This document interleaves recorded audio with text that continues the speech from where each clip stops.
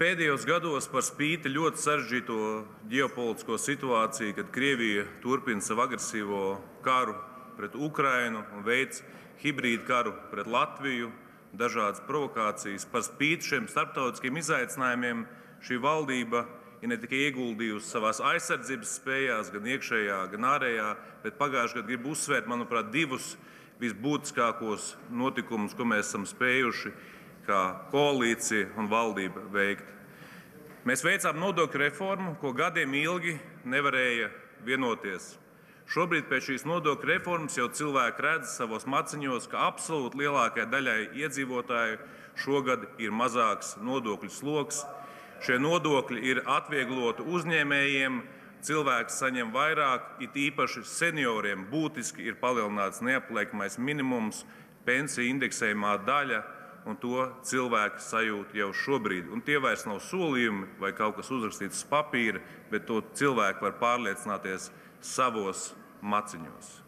Otra lieta, līdz ar budžetu, kas arī šī valdība atšķirās no iepriekšējām valdībām, tad, kad mēs spējam vienoties par kopīgām prioritātēm, tad arī mēs šīs prioritātes veicam un panākam skaidru rezultātu. Šī gada budžetā, kas tika pieņemts, prioritāte bija iekšējā un ārējā drošība. To mēs izdarījām, un arī šobrīd mūsu glābēji, robežsargi, policisti saņem ievērojumu pieaugumu savā atalgojumā. To viņi bija pelnījuši. To mēs kopā arī nodrošinājām. Kolēģi, par nākamo gadu.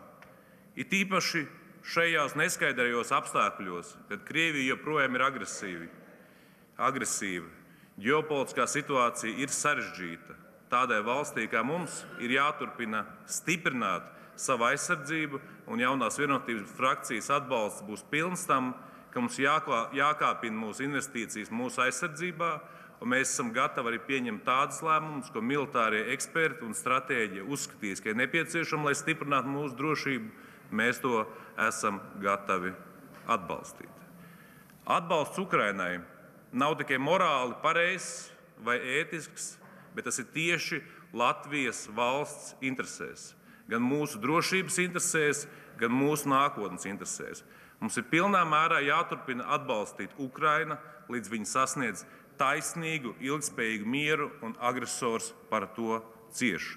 Mūsu valdība, ārlietu ministri, ministra prezidente, iepriekšējā gadā un arī šogad aktīvi strādā ar mūsu NATO, Eiropas Savienības partneriem, lai mobilizētu atbalstu gan Ukrainai, gan mūsu reģionam.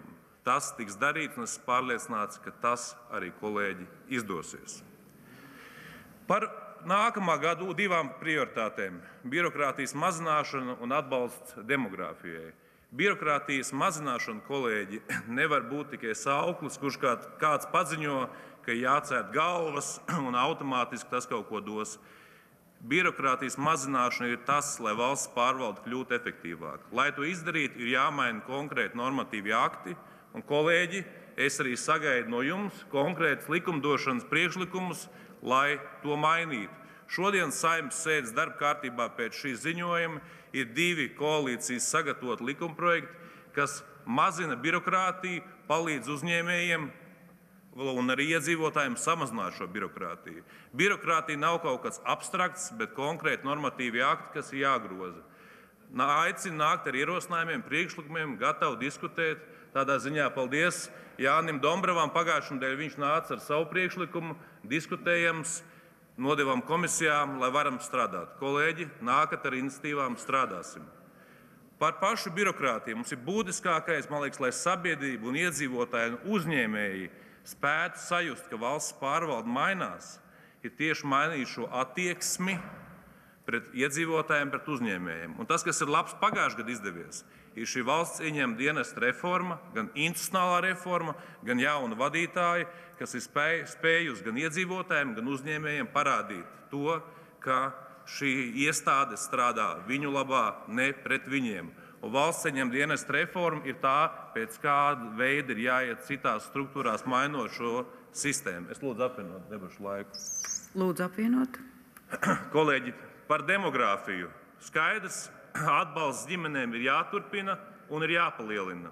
Bet es aicinu mūs visus kolēģus šajās debatēs neiesaistīties vienkārši ar vairāk solīšanu un ar to ideju, ka vienkārši milzīgi palielinot finansējumu, mēs situāciju būtiski uzlabosim.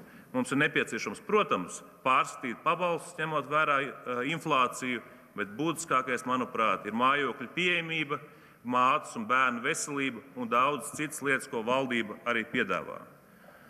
Un visbeidzot, kolēģi, viens opozīcijas frakcijas vadītājs teica, ka šai valdībai ir alternatīva. Neapšaubām, jebkurai valdībai ir alternatīva, bet problēma ir tā, ka līdz šim šai alternatīvai es nesaskatīju nevienu priekšlikumu, kā viņi rīkotos savādāk.